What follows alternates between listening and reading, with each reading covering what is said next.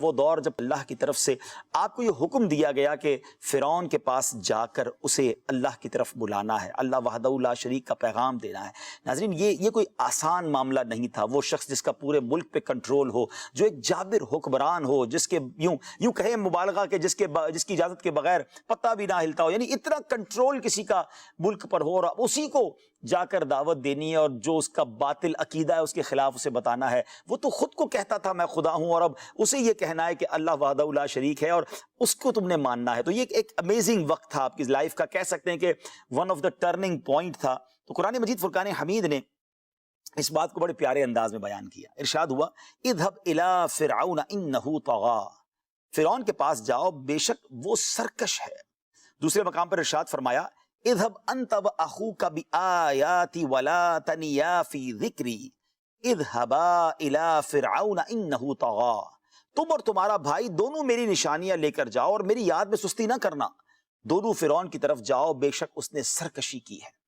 اب یاد رہے کہ یہاں قرآن میں تو لفظ فرعون یوز ہوا ہے، لیکن آپ کو ایکچولی پوری قوم کی طرف بھیجا گیا تھا، جو اس کی قبطی قوم کے لوگ تھے، سب کو اللہ کی طرف بلانا تھا، لیکن چونکہ فرعون خدائی کا دعویٰ کرتا تھا تو اس کا نام ذکر کیا گیا۔ اچھا، پھر کمال دیکھیں کہ اللہ کریم کا دشمن جو خدائی کا خود دعویٰ کرنے والا ہے اس کی طرف بھیجا جا رہا ہے، لیکن قرآن وہاں بھی اللہ کریم کی طرف سے پیغام مل رہا ہے کہ وہاں بھی نرمی اختیار کرنی ہے، جا کر پیغام دینا ہے مگر نرمی سے دینا ہے۔ ارشاد ہوتا ہے فَقُولَا لَهُ قَوْلًا لَيِّنًا لَعَلَّهُ يَتَذَكَّرُ أَوْ يَخْشَىٰ، تو تم اس سے نرم بات کہنا اس امید پر کہ شاید وہ نصیحت قبول کر لے یا ڈر جائے۔ بعض مفسرین نے بڑی کمال کی بات لکھی کہ اس آیت میں جو نرمی کا حکم ہے اس کی وجہ یہ ہے کہ اس نے بچپن میں حضرت موسیٰ علیہ السلام کی خدمت کی تھی، اور بعض مفسرین نے فرمایا کہ نرمی سے مراد یہ ہے کہ آپ اس سے وعدہ کریں کہ اگر وہ ایمان قبول کر لے۔ ناظرین آفر سنیے گا، اللہ کی شان کریمی دیکھیں ذرا، آفر کیا تھی کہ اگر وہ ایمان قبول کرے گا تو تمام عمر جوان رہے گا، کبھی بڑھاپا نہ آئے گا، مرتے دم تک اس کی سلطنت باقی رہے گی، کھانے پینے اور نکاح کی لذتیں مرتے وقت تک باقی رہیں گی، اور مرنے کے بعد جنت میں داخلہ نصیب ہوگا۔ اللہ اکبر، ایسی آفر تھی، مگر کہتے ہیں نا جن کے دلوں پر مہر ہو پھر وہ نہیں مانتے، لیکن پھر فرعون نے اس کا بھی انکار کیا۔ اچھا، اب جب فرعون کی طرف جانا تھا نا تو حضرت موسیٰ علیہ السلام نے جب دیکھا کہ ایک بہت بڑے کام کی طرف جانا ہے تو آپ نے اللہ سے ایک بڑی خوبصورت عرض کی، اور یہ بڑی پیاری دعا بھی ہے ناظرین، یہ قرآنی دعا ہے۔ آپ نے کہا رب اشرح لی صدری ویسر لی امری واحلل عقدۃ من لسانی یفقہوا قولی۔ اب اس کا ترجمہ کیا تھا؟ اے میرے رب میرے لیے میرا سینہ کھول دے اور میرے لیے میرا کام آسان فرما دے اور میری زبان کی گرہ کھول دے تاکہ وہ میری بات سمجھے۔ سبحان اللہ، آسان نہیں ہوگا۔ جی، بسم اللہ الرحمن الرحیم۔ ماشاءاللہ بڑی اچھی آپ نے ابتدا فرمائی، اور یہ نقطہ جس کو قرآن مجید میں بھی بیان فرمایا گیا کہ رب تبارک و تعالیٰ کی راہ کی طرف بلانا ہے تو نرمی سے بلانا ہے۔ اور آپ علیہ السلام کو بھی جب حکم دیا گیا کہ اپنے قبیلے والوں کو ایمان کی، رب تبارک و تعالیٰ کی وحدانیت کی دعوت دے، تو آپ علیہ السلام کو بھی رب تبارک و تعالیٰ کی طرف سے یہ رہنمائی دی گئی تھی، اور واضح طور پر ارشاد فرمایا گیا کہ حکمت کے ساتھ رب تبارک و تعالیٰ کی طرف بلاؤ۔ تو یہ حکمت جو ہے یہ بڑی کارگر ہوتی ہے، کیونکہ ہم اگر کسی کو دعوت دے رہے ہیں دین کی، اصلاح کی، تو ہمارا مقصد ہوتا ہے اس کا بھلا چاہنا، اور بھلا چاہنے کے لیے پھر رویہ بھی انسان کو ایسا اختیار کرنا ہوتا ہے، کیونکہ بعض اوقات بات بڑی اچھی ہوتی ہے لیکن انسان کے رویے اس کو تلخ بنا دیتے ہیں۔ یعنی بات آپ کسی کی نفع میں ہی کر رہے ہیں، اس کے فائدے کی بات کر رہے ہیں، لیکن ہاں اگر اس کا لب و لہجہ آپ نے ایسا اپنایا تو وہ اس چیز کو نہیں دیکھے گا کہ یہ مجھے کیا بات کہہ رہا ہے، یہ میرے حق میں ہے، وہ آپ کے ایٹیٹیوڈ کو دیکھے گا، آپ کے رویے کو اور آپ کی باڈی لینگویج کو دیکھے گا۔ تو نیکی کی دعوت دینی ہو، کسی کی بھی خیر خواہی کرنی ہو، بلکہ احترام مسلم کا تقاضا یہ ہے کہ انسان جس طرح اپنے الفاظ کو سوچ سمجھ کر استعمال کرتا ہے بڑوں کی بارگاہ میں، تو اسی طرح اپنے انداز کو بھی دیکھ لینا چاہیے۔ کہتے ہیں ناظرین کسی برتن میں سوراخ کر دیں پہلے ہی، اب آپ برتن میں جتنا بھی پانی ڈال لیں وہ پانی رکنا نہیں ہے، تو ہم بعض اوقات ڈانٹ کر جھڑک کر، اچھا ہم کر اصلاح ہی رہے ہوتے ہیں کہ یہ غلط کام کر رہے ہو، یہ نہیں کرنا چاہیے، لیکن ہم نے پہلے سوراخ کر دیا ہے، اب آپ کی بات سمجھ نہیں آئے گی کیونکہ آپ کا رویہ چوٹ کر گیا ہے۔ راشد بھائی کنٹینیو کریں گے، وہ واقعہ مجھے یاد آ گیا کہ وہ ایک صاحب جو ہیں، یہ جو سختی والے لوگ ہوتے ہیں نا، کہتے ہیں یار میں صحیح بات تو کر رہا ہوں یار میں حق کی تو بات کر رہا ہوں، سمجھا ہی تو رہا ہوں. حضرت آپ سمجھا رہے ہیں، لیکن پہلے ایک بات سمجھ لیجئے کہ حق بات کرنے کا بھی کوئی حق طریقہ ہوتا ہے. اللہ اکبر. حق کہہ رہے ہیں آپ، مگر طریقہ صحیح نہیں ہے، اس سے آپ کی بات کوئی نہیں سنے گا. اچھا ایسے لوگوں کی بات ان کے گھر والے بھی نہیں سن رہے ہوتے، ان کے بچے بھی نہیں مان رہے ہوتے. اچھا ان کے سامنے مان لیتے ہیں، جیسے ہی ابا سائیڈ پہ، بچے بھی اپنے کام میں لگ جاتے ہیں، کیونکہ آپ نے ان کو ذلیل کیا. آپ پہلے یہ طے کر لیں، پہلے جو بھی یہ سمجھانے والے لوگ ہیں یہ پہلے طے کر لیں آپ بندے کو ذلیل کرنا چاہتے ہیں یا اس کی غلطی کی اصلاح کرنا چاہتے ہیں. اگر غلطی دور کرنا چاہتے ہیں تو وہ سختی سے نہیں ہوگی. وہ ہے نا واقعہ، ایک صاحب کہیں جا رہے تھے، سر پہ ان کی پوٹلی تھی بڑی سی، اور اس پہ کانچ کی چوڑیاں تھیں. تو ایک حوالدار ہوگا یا کوئی پولیس والا تھا یا اس زمانے کا کوئی بھی تھا افسر وغیرہ، اس کے ہاتھ میں ڈنڈا تھا. اس نے اس کو روکا اور اس پہ ڈنڈا مارا، کہا بتاؤ اس میں کیا ہے؟ حضرت تھوڑی دیر پہلے تو چوڑیاں تھیں، اب تو کچھ بھی نہیں ہے. تو یہی حال ہے، آپ جب کسی کو ڈنڈا مار کے سمجھائیں گے نا. اچھا لوگ کہتے ہیں میں ڈنڈا نہیں مارتا، آپ کی زبان ڈنڈے سے زیادہ سخت ہے حضرت بعض اوقات. اچھا پھر بعض لوگ ان کو یہ بھی احساس نہیں ہو رہا تھا کہ میں سختی کر رہا ہوں. وہ ہمارے یہاں دعوت اسلامی کے ماحول میں ایک اصطلاح ہے نا کہ میں تو مدنی پھول پیش کر رہا تھا، یہ ناراض ہو گئے. حضرت آپ نے پھول پیش کیا جاتا ہے، پھول مارا نہیں جاتا. آپ کسی کو حقیقی پھول لے کے مارے نا، یہ لو تمہیں تحفہ، تو کہ یار پھول دے رہے ہو، ذلیل کر رہے، حالانکہ تھا وہ بھی پھول. پھول پیش کیا جاتا ہے. اچھا کچھ لوگ پھول پیش نہیں کرتے بلکہ گلدستے سمیت مارتے ہیں، تو سر بھی پھوٹ جاتا ہے. آپ گلدستے سمیت پہ، میں تو گلدستہ دے رہا تھا اس کا سر پھوٹ گیا. تو حضرت گلدستے کے نیچے والا حصہ سر پہ لگا ہے اس کے. تو بالکل یہی انداز آپ غور کر لیں، واللہ غور کر لیں. ہے فلاح و کامیابی نرمی و آسانی میں، ہر بنا کام بگڑ جاتا ہے نادانی میں. اچھا یہ وہ راشد بھائی حقیقت ہے کہ جس کی نظیر ہمارے سامنے ہے، جس کی ایگزامپلز ہمارے سامنے ہیں. اپنے محلے میں دیکھ لیں، اپنے شہر میں دیکھ لیں، اپنے علاقے میں دیکھ لیں. جو لوگ نرم ہیں لوگ ان کی بات زیادہ مانیں گے، اور جو لوگ طنز کرنے والے، سختی کرنے والے، وہ ہر دل عزیز نہیں بن سکتے. اور اگر جیتی جاگتی مثال دیکھنی ہے تو ایک ایسی شخصیت ہمارے درمیان موجود ہے جس نے 40-41 سال میں کروڑوں لوگوں کو بدل کے رکھ دیا ہے. کروڑوں لوگوں کو یوں سمجھے ان کے دلوں کی وہ دھڑکن بن چکے ہیں. سختی سے بنے یا نرمی سے بنے، میری مراد قبلہ شیخ طریقت امیر اہل سنت ہیں. لگتا ہے انہوں نے اس فارمولے کو ایسا اپنا لیا ہے کہ بھائی دین کا کام کرنا ہے تو نرمی اختیار کرنی ہے. اس نرمی نے آج ان کو لاکھوں کروڑوں لوگوں کی دلوں کی دھڑکن بنا دی. سبحان اللہ. یہاں پر امام اہل سنت اعلیٰ حضرت کا بھی ایک شعر میں ذکر کروں گا کہ بعض اوقات انسان مال بھی خرچ کرتا ہے اور بہت سارے خیر خواہی کے معاملات کرتا ہے، لیکن اس کا رویہ جب درست نہیں ہوتا تو اس کی ساری محنتوں، اس کے جو بھی خدمات ہوتی ہے اس پر پانی پھر جاتا ہے. تو مالی اعتبار سے بھی لوگوں کو نفع پہنچانا چاہیے، لیکن اپنے رویے پر غور کرنا چاہیے. امام علیہ سنت ایک مقام پر فرماتے ہیں شربت نہ دیں تو کرے بات لطف سے، یہ شہد ہو تو پھر کسے پرواہ شکر کی ہے. اللہ تبارک و تعالیٰ میں حسن اخلاق کا پیکر بنائے. حضرت موسیٰ کلیم اللہ علیہ نبینا علیہ الصلوۃ والسلام کو جب رسالت عطا کی گئی اور حضرت ہارون علیہ الصلوۃ والسلام ان کے مددگار بنائے گئے، انہیں بھی رسالت ملی، اور رب کا جب حکم ہوا تو اب چونکہ ماضی کا پورا اگر یہ سینیریو دیکھا جائے جو پچھلے ہم ایپیسوڈ میں بیان کر چکے ہیں کہ کس طرح یہ معاملات تھے اور فرعون کو اپنی سلطنت کے ختم ہو جانے کا خوف تھا، اور اس کے نتیجے میں اس نے کتنے بنی اسرائیل کے بچوں کو قتل بھی کروایا. تو اب معاملہ ایسا تھا کہ جب حضرت موسیٰ علیہ الصلوۃ والسلام نے حضرت ہارون علیہ الصلوۃ والسلام سے فرمایا کہ رب کا حکم ہے فرعون کے پاس جانا ہے، تو حضرت موسیٰ علیہ الصلوۃ والسلام کی جو والدہ تھیں، وہ ایک ماں کی محبت ہوتی ہے، والدین کی محبت ہوتی ہے، تو اس کے مطابق آپ گھبرا گئیں اور آپ نے حضرت موسیٰ علیہ الصلوۃ والسلام سے فرمایا کہ وہ فرعون جو ہے وہ تو تمہیں قتل کرنے کے لیے تلا ہوا ہے اور تمہارے پیچھے پڑا ہے، تو یہ کیا ہوگا؟ لیکن چونکہ اللہ تعالیٰ کے انبیاء کو جو حکم دیا جاتا ہے تو اللہ تعالیٰ کے انبیاء کسی سے کوئی خوف نہیں رکھتے، حق کی بات کہنے میں بالکل وہ بالکل فرنٹ لائن پر ہوتے ہیں. تو موسیٰ علیہ الصلوۃ والسلام کو چونکہ رب کا حکم تھا، لہٰذا ہارون علیہ الصلوۃ والسلام کو لے کر فرعون کے دربار میں پہنچے. جب مکالمہ ہوا، گفتگو کی ابتدا ہوئی، تو اب فرعون جو ہے اس نے سوال کیا کہ جس رب کی آپ دعوت دے رہے ہیں، جس کے رب ہونے کے حوالے سے آپ ارشاد فرما رہے ہیں، وہ رب کون ہے؟ قرآن مجید برہان رشید میں یہ پورا مکالمہ بیان کیا گیا. حضرت موسیٰ علیہ الصلوۃ والسلام نے بھی اولاً فرعون کو رب تبارک و تعالیٰ کے ایک ہونے کی دعوت دی، کیونکہ یہ خدائی کا دعویٰ کرتا تھا اور اس کی قوم اس کے زیر دست تھی، تو وہ اس کے ظلم اور اس کے جبر سے خوف زدہ ہوتے ہوئے اس کے عقیدے پر تھی اور اس کو معاذ اللہ خدا مانتی تھی. لیکن حضرت موسیٰ علیہ الصلوۃ والسلام نے رب تبارک و تعالیٰ کی وحدانیت کا بیان فرمایا. اچھا، انبیاء کرام کی جو بعثت ہوتی ہے تو اس کے بنیادی کئی مقاصد ہوتے ہیں. جس طرح اعمال کی اصلاح کرنا یہ انبیاء کرام کی ایک رب تبارک و تعالیٰ کی جناب سے ذمہ داری ہوتی ہے، اسی طرح عقیدے اور نظریے کی اصلاح کرنا یہ بھی ذمہ داری ہوتی ہے. قبلہ شیخ القرآن مفتی قاسم صاحب زیدہ لطفہ نے سیرت الانبیاء میں فرعون اور اس کی قوم کی جو بدعمالیاں ہیں، تقریباً جو آیات میں بیان کی گئی ہیں، روایات میں بیان کی گئی ہیں، تقریباً 23 برائیاں ہیں جن کو مفتی صاحب نے یہاں ڈیٹیل کے ساتھ فہرست کی صورت میں ذکر فرمایا ہے۔ لیکن ان تمام برائیوں کے باوجود سب سے پہلے جو آپ علیہ الصلوۃ والسلام نے دعوت دی وہ عقیدے کی دی۔ تو اس سے یہ پتہ چلتا ہے کہ عقیدے کی اصلاح بہت ضروری ہے عمل کے ساتھ۔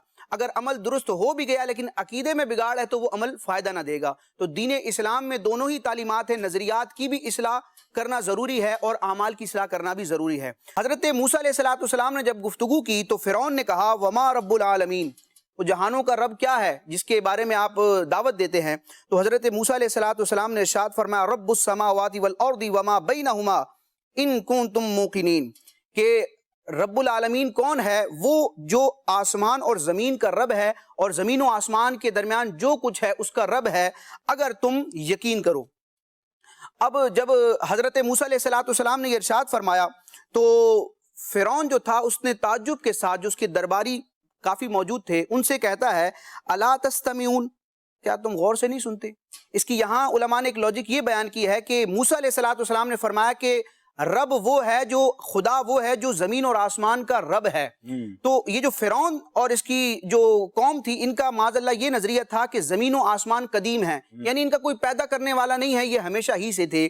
تو اس اعتبار سے گویا کہ اس کو تعجب ہوا کہ ہمارے عقیدے کے مطابق تو زمین و آسمان قدیم ہے، اس کو رب کی کیا حاجت ہے؟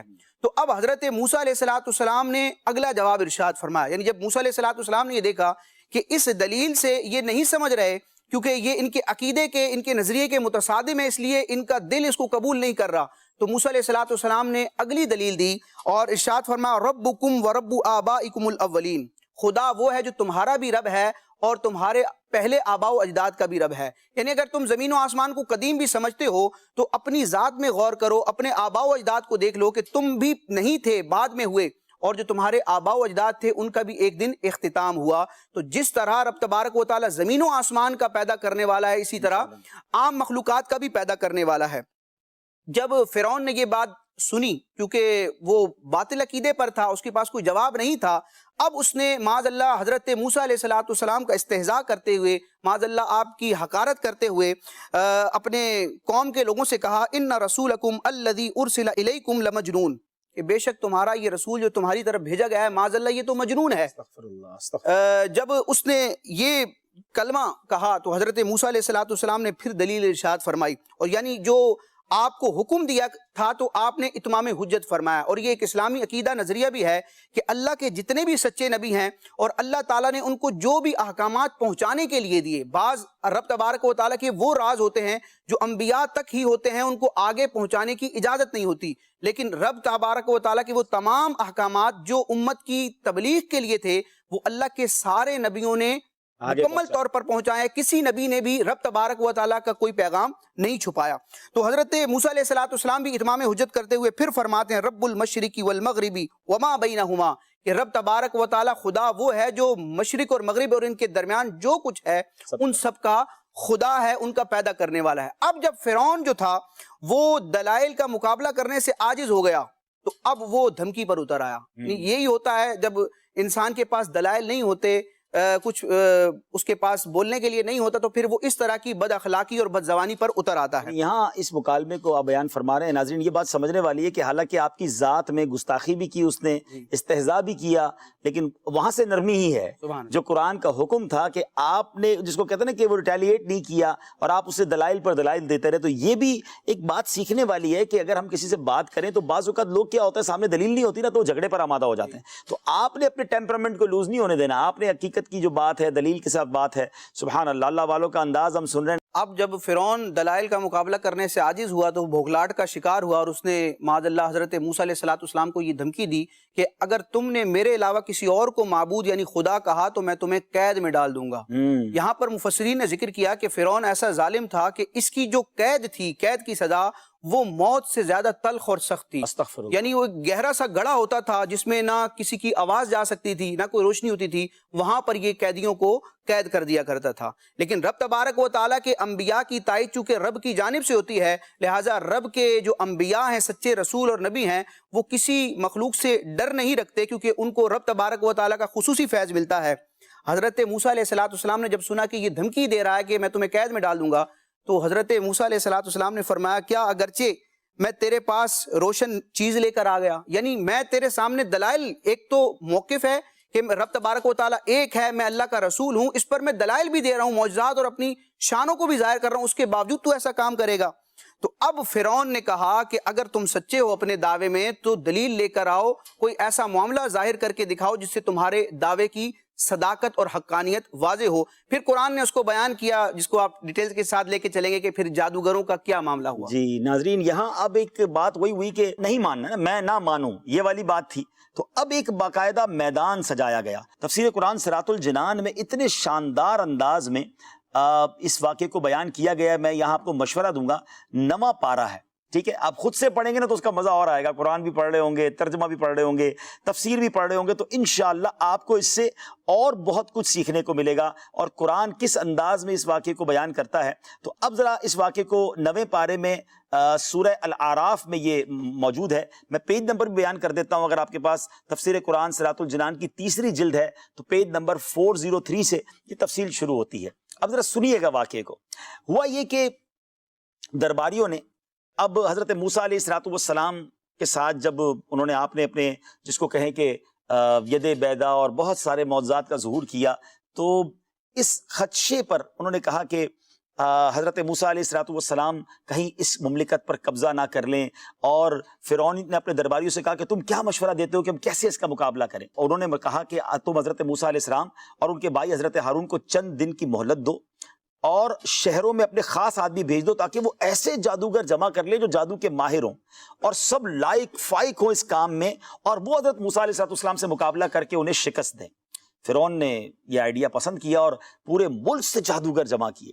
ان جادوگروں کو علم تھا کہ جس مقصد کے لیے انہیں طلب کیا گیا ہے وہ بڑا اہم ہے، چنانچہ انہوں نے فرعون سے کہا کہ اگر ہم حضرت موسیٰ پر غالب آ گئے تو کیا ہمیں واقعی کوئی بڑا انعام ملے گا، شاہانہ انعام ملے گا؟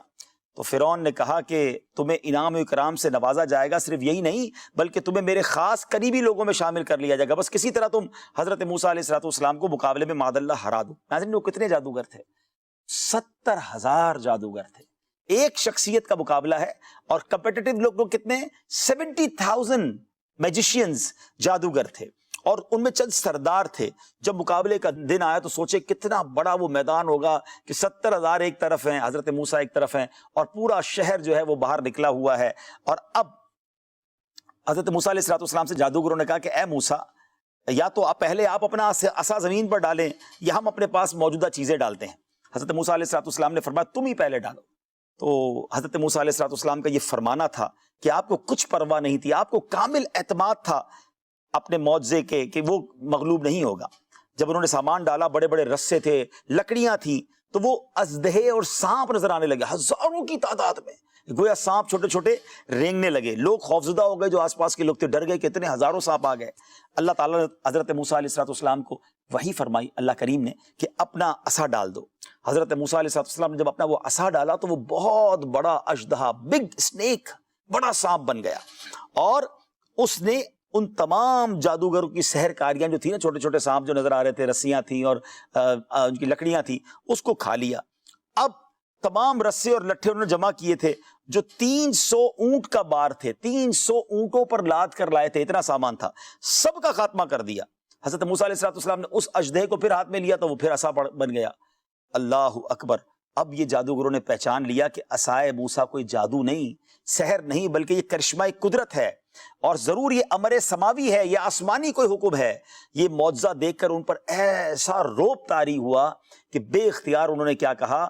آمنا برب العالمین، ہم تمام جہانوں کے رب پر ایمان لائے۔ وہ تمام کہتے ہوئے سجدے میں گر گئے، اور ان کا حال ایسے معلوم ہوتا تھا کہ کسی نے پیشانیاں پکڑ کر زمین پر لگا دی۔ 70,000 جادوگروں کا یہ حال ہے۔ اب جادوگروں نے جب یہ کام کیا تو اب یہاں پر علماء نے بڑی پیاری تفسیر بیان کی ہے کہ جادوگروں کو ایمان کیوں ملا۔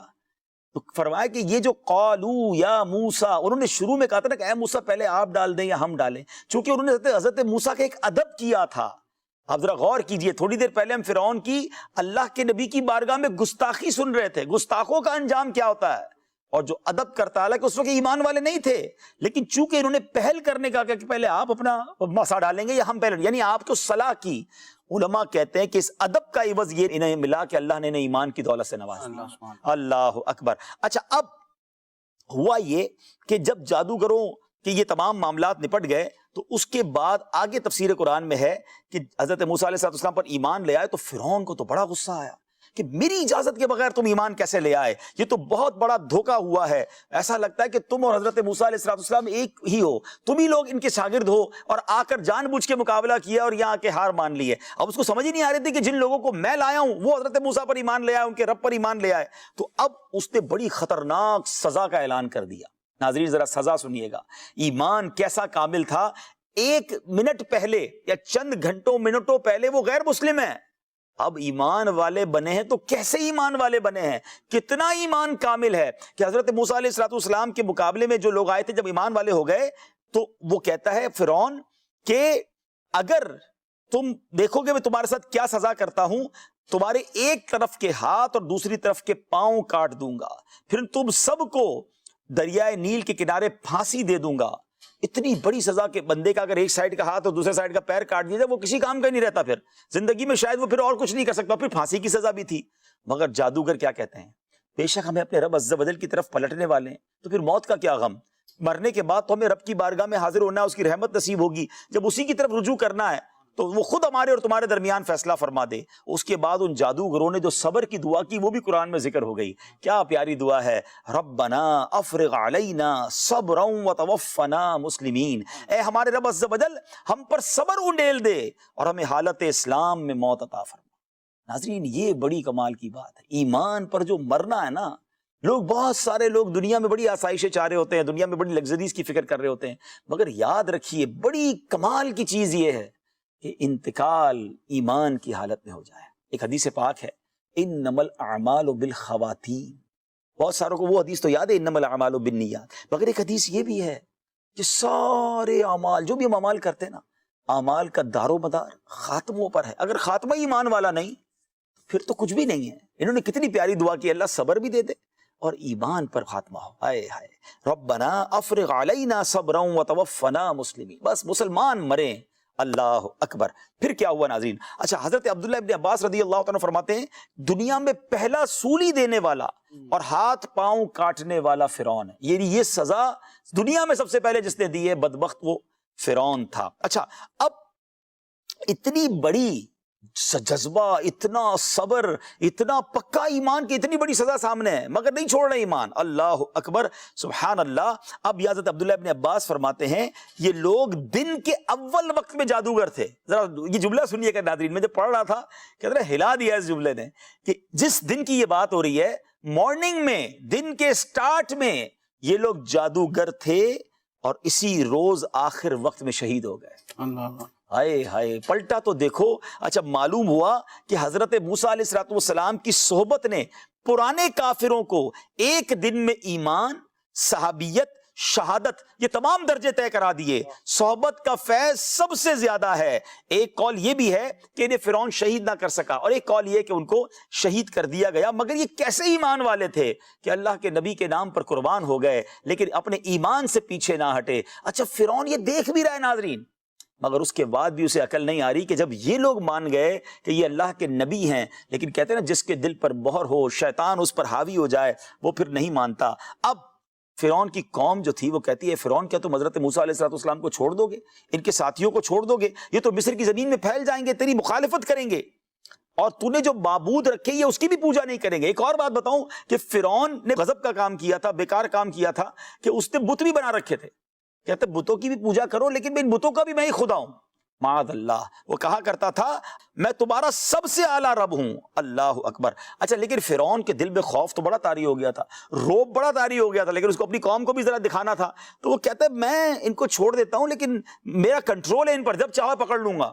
لیکن وہ حضرت موسیٰ کا بال بھی بیکا نہیں کر سکا. اس کی قوم نے بڑا کہا کہ بھائی تم ان کو تو پکڑ لو, ان کے ساتھ تو معاذ اللہ ان کو قتل کر دو, انہیں کیوں جانے دے رہے ہو. لیکن فرعون اپنی خواہش کے باوجود حضرت موسیٰ کا کچھ نہیں کر سکا کیونکہ اس کے دل پر ایسا روب طاری ہو گیا تھا اس واقعے کے بعد, اور اللہ کریم نے حضرت موسیٰ علیہ السلام کو اس کی فریب کاریوں سے محفوظ رکھا.